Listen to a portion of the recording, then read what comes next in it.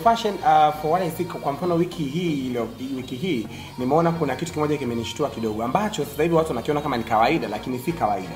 Mustafa Hassan Ali ameandika comment kama sio kuposti. Ali comment kwenye page ya Miss Tanzania Diana. Diana Flavor ambaye ni Miss Tanzania 2016-17. Yes, ambaye anakushiriki mashindano ya Miss World. Na alikuwa analalamika kwamba Miss Tanzania hajarudisha magauni yake. Yes, alimpatia magauni kwa ajili ya kwenda kushiriki mashindano ya Miss World. Lakini kuna page nyingine kadhaa zimeandika kuhusiana na swala zima la Miss Tanzania Diana Flavor kwamba zile nguo hakuzivaa pia kwenye Miss World. Wewe una hakika gani ya kuzivaa? Kama if ndo zile nguo. Sasa Mustafa alichokifanya ni kwamba amecomment kwenye ile page na kusema kwamba Diana Flavor arudishe nguo zake na hata saidia mtu mwingine yoyote, kama unavyoona imeandikwa hapo.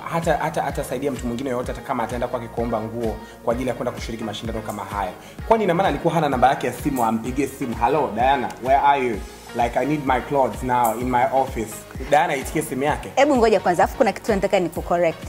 Wewe umesema kwamba eti hakuvaa nguo za nani, nguo za Mustafa. What if kama zile nguo ambazo tulikuwa hizi ambazo mtu anaziangalia right now, kama kwa sababu hizi ndio nguo ambazo asilimia kubwa ya nguo ambazo Diana alikuwa akizivaa Miss Tanzania. What if kama hizi nguo ndio hizi ambazo Mustafa alimpa ndio anazitaka?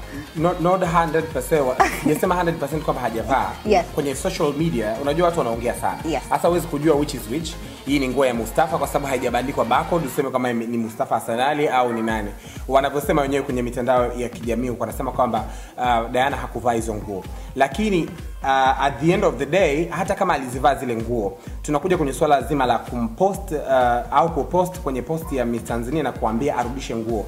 Alikuwa na uwezekano wa kumpigia simu tu na kumwambia au kumtumia hata email kumwambia, "Naomba urudishe nguo zangu tafadhali. It has been 2 months hujarudisha nguo zangu." Lakini unajua mimi niliongea na Mustafa nikamuuliza vipi, kwa sababu unajua watu walikuwa wanatudm sana Storm, wanatudm kwamba wanatutumia, "Mmeona hii irusheni kwenye Storm highlight." Mustafa akasema tuachane nalo, ameshapata ujumbe wake. Ila personally tunafikiria kwamba hatukuweza kuiacha iende kwa sababu watu walikuwa wanatarajia sisi kama the best lifestyle and fashion TV show lazima tuliguse ili jambo. Kwa hiyo sijui wewe unafikiria Mustafa alikosea? Nachofikiria alikosea. Alikuwa na uwezekano tu kumpigia simu na kumwambia, "Diana rudisha nguo zangu. Hey, Diana rudisha nguo zangu." Au mtumie hata email address, mtumie message au tafuta hata wale watu ambao Diana bado yuko chini ya Miss Tanzania. Si bado ni Miss Tanzania. Anaweza kaenda kwenye kamati ya Miss Tanzania au ile ofisini kwa Miss Tanzania, si wana ofisi. Bado uambie bwana fulani hajarudisha nguo zangu mpaka leo. Apigiwe simu awe accessible na arudishe nguo zake. Hiyo kuliko kumwandika tu na huko. Kama unamfanya mtu she's not loyal. Kama ameazima nguo zako na hajarudi.